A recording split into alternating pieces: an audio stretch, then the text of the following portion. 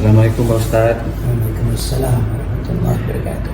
Ya, setelah kemarin kita sudah membahas surat Al-Insyirah dan Ad-Duha, kita sudah tahu nih Pak Ustadz bekal apa aja yang perlu kita siapin untuk menghadapi masalah yang akan kita hadapi. Nah, ada nggak kira-kira Pak Ustadz dalam ayat Al-Quran yang bisa menguatkan kembali supaya kita lebih mantap lagi melangkah ke depan Pak Ustadz? Kemarin kita ngobrol-ngobrol sempat itu ada di surat Al-Balad, betul Pak Ustadz? Mas Ali berbicara tentang ayat untuk memotivasi hidup itu sebetulnya seluruh ayat dalam Quran. Karena di samping pedoman-pedoman hidup, kita itu juga butuh support cerita-cerita yang Allah sampaikan di Quran. Jadi mungkin kalau secara perlahan kita belajar, kita bisa tadi memulai dari surat Al-Insyirah yang menguatkan kita bahwa kita perlu meyakini begitu melangkah dalam sebuah masalah, Allah pasti membantu kita. Yang kedua, kita pasti akan mendapatkan banyak ilmu dan pengalaman ketika melalui persoalan yang kita lalui. Yang kedua, kita sudah masuk ke surat Ad-Duha, di mana Allah lebih menekankan lagi. Kalau kau bisa merasakan saya berada di sekitarmu, selalu bersamamu, maka masalah-masalah yang kamu hadapi esok pasti akan selesai, dan karena saya selalu akan membantu kamu. Pada ayat berapa? Itu di ayat 5. Dan sungguh kelak Tuhanmu pasti memberikan karunia-Nya kepadamu sehingga engkau menjadi puas. Ya, ini janji Allah. Tapi kemudian Allah mengingatkan kita, saya berjanji saya akan bantu kamu. Itu kalau kamu membantu dirimu dulu. Yang pertama, luaskanlah persahabatan. Yang kedua, banyaklah membaca. Yang ketiga, upayakan kamu menabung. Ketiga-tiga ini kamu sudah persiapkan, sebetulnya nanti persoalan-persoalan hidup itu akan selesai dari ketiganya itu, baik lewat teman, lewat ilmu maupun lewat tabungan. Ketika nanti kamu terselesaikan dengan ini, nanti saya akan beri tambahan bantuan. Ini yang menyebabkan tambahan bantuan, inilah yang menyebabkan kita jadi puas. Sekarang kita memasuki ke surat yang baru, yaitu Al-Balad, surat yang ke-90. Pada ayat 1 Allah sampaikan apa ini? Al-Balad ayat 1. Aku bersumpah dengan negeri ini. Ya, jadi Allah cerita ketika ayat ini Mas Sani rasakan bahwa Allah bicara sama Mas Sani. Itu Allah bicara begini, hei Sani, coba perhatikan lingkungan tempat kamu tinggal, negeri tempat kamu tinggal, provinsi tempat kamu tinggal, terutama dia tempat kamu tinggal. Ketika kamu tanya, ya Allah, kenapa saya harus perhatikan? Kemudian Allah akan memberikan semacam inspirasi kepada Mas Sani. Ketika Mas Sani lihat sekeliling, apa yang muncul persoalan, maka Mas Sani akan mengatakan, ya Allah, ketika saya memperhatikan lingkungan saya, ya mau tidak mau akan muncul masalah. Ayat yang kedua, dan engkau Muhammad bertempat tinggal di negeri ini. Ini sebenarnya bicaranya sama Mas Sani sendiri, atau Sani, coba perhatikan bukan hanya lingkungan, perhatikan dirimu. Kau punya badan itu pasti berkembang, kau punya jiwa itu pasti berkembang, maka kau akan menemukan masalah-masalah. Lanjutnya, dan demi perkalian bapak dan anaknya. Sani, coba perhatikan hubungan antara orang tua dan anak. Apa yang muncul? Akan selalu banyak masalah yang baru muncul. Ayat ini memberikan support pada kita bahwa Allah pada awal ayat itu betul-betul bersumpah itu dalam arti begini, Sani, ini saya betul-betul bicara sama kamu. Tolong perhatikan. Saya sumpah tolong perhatikan. Apa ya Tuhan? Perhatikan lingkungan. Perhatikan diri. Perhatikan hubungan antara keluarga dan orang tua dan anak. Nanti ketiganya itu kamu akan mendapatkan banyak persoalan. Ayat berikutnya. Sungguh kami telah menciptakan manusia berada dalam susah payah. Ya. Bahasanya begini.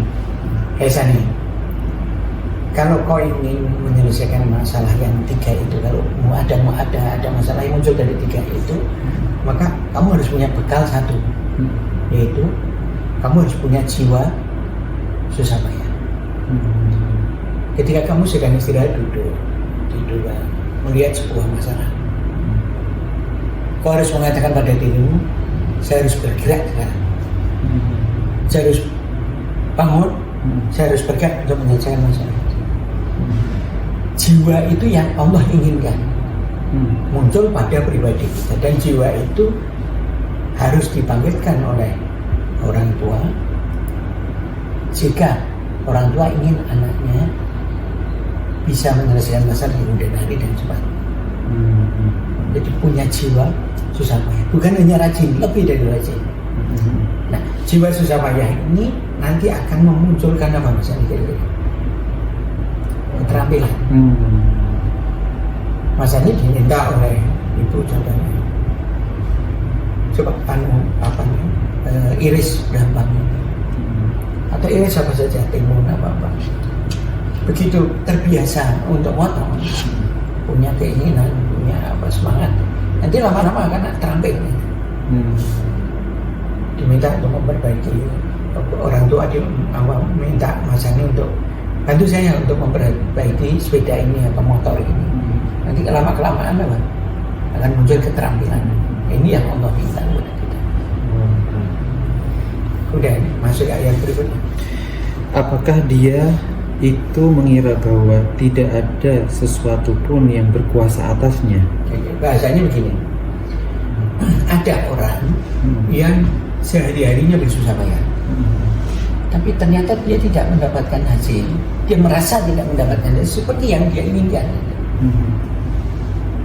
Katanya kalau sudah rajin susah payah akan mendapatkan hasil.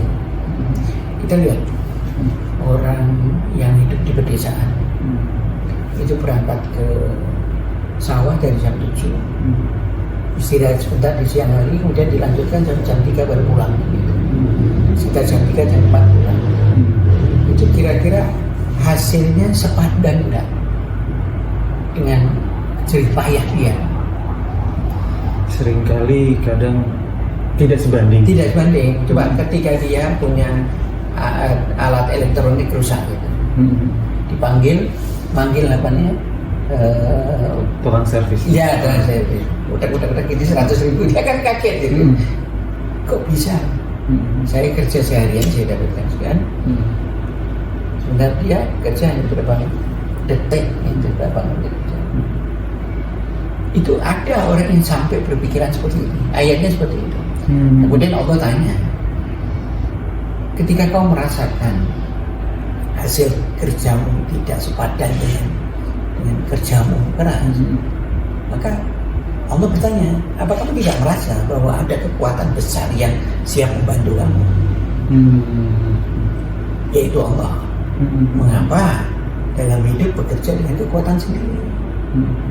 Kenapa tidak meminta bantuan Allah? Kemudian Allah katakan apa di ayat berikutnya? Dia mengatakan, aku telah menghabiskan harta yang banyak. Ya, apalagi sampai dia mengatakan begini, saya itu sudah susah payah, saya membayar dengan biaya besar, tapi kok hasilnya tidak ada.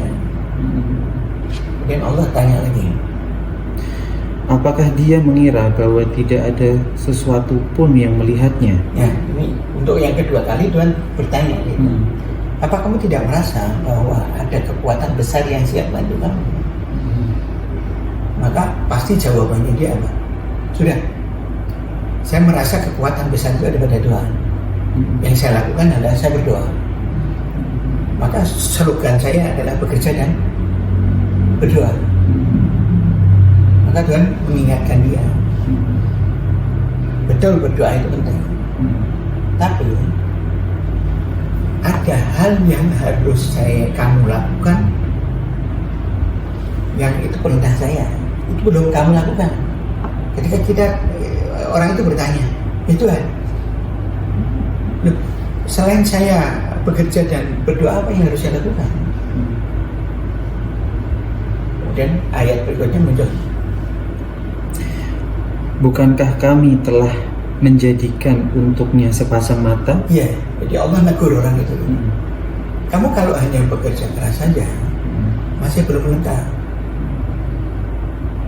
Kamu terampil saja itu belum lengkap. Banyaklah baca buku, sehingga bukan hanya terampil, tapi kamu pandai. Petani itu seringkali rajinnya muncul, tapi karena kepandaiannya kurang, sehingga sering ditipu oleh tengkulak. Ya, seperti itu. Maka selain terampil harus dibutuhkan banyak baca. Ya. Lanjut ya. Dan lidah dan sepasang bibir. Iya. Kemudian Allah jelaskan,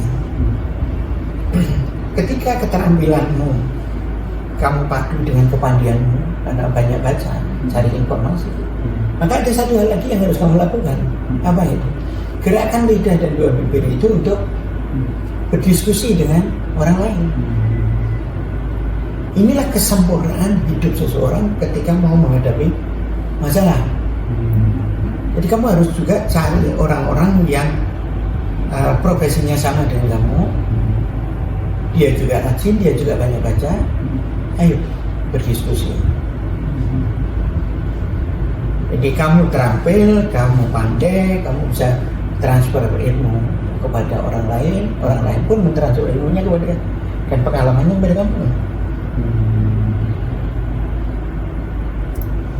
Ini 3 hal yang Allah berikan kepada kita agar kita menjadi orang bisa menghadapi masalah di kemudian hari. Ini tidak hanya bicara dengan orang muslim, ini bicara pada manusia pada umumnya. Siapa yang rajin, siapa yang banyak baca, siapa yang punya jaringan, itulah yang nanti akan menguasai itu. Terus ayat berikutnya. Dan kami telah menunjukkan kepadanya 2 jalan. Nah, ini Allah bicara beda. Bedanya begini. Masa nih, sebelum saya cerita sama kamu bahwa kamu harus rajin, kamu harus banyak baca, kamu harus punya jaringan. Bukankah kamu punya prinsip sendiri? Prinsip sendiri itu pun itu ilham dari saya, tapi kamu atas pengalamanmu sendiri. Kau melihat satu, kamu dengar satu, kau punya prinsip. Prinsipnya A gitu. Kemudian saya datangkan prinsip B. Inilah prinsip yang sesungguhnya harus kamu lakukan. Kamu harus rajin, kamu harus banyak baca, kamu harus punya jaringan. Ini prinsip B. Maka sekarang, bukankah kau punya 2 prinsip? Prinsip yang kamu lakukan sebelum saya beritahu, prinsip A, dan sekarang saya mau beritahu prinsip B. Mana yang kamu pilih? Nah, ketika kemudian Allah mengingatkan kita semua yang diajak ngomong sama Allah ini, sayangnya kamu milihnya prinsipmu sendiri. Kenapa? Karena prinsip yang saya berikan kepada kamu harus rajin, harus banyak baca, harus harus punya jejaring itu, kamu merasakan sesuatu yang berat, seperti naik ke atas. Sementara prinsip itu sendiri itu santai, jalannya lurus. Sayang kamu milihnya itu apa? Yang datang. Maka ayat berikutnya Allah bertanya apa? Tetapi dia tidak menempuh jalan yang mendaki dan sukar. Itu Allah bercerita pada kita. Sayangnya orang-orang yang saya ajak bicara itu malas untuk menempuh 3 hal itu. Karena dia merasa saya harus terampil, saya harus banyak baca, saya harus punya jejaring, itu seperti naik ke atas. Ya, sampai di sini ayat berikutnya Allah nanti akan bertanya kepada kita kenapa harapannya kamu tidak memilih yang saya sampaikan. Padahal itu banyak manfaatnya. Padahal kalau mendaki gitu, kalau ke gunung aja di atasnya tuh mesti indah sekali Pak Ustadz ya. Ini mungkin jalan yang ditawarkan oleh Allah Pak Ustadz ya.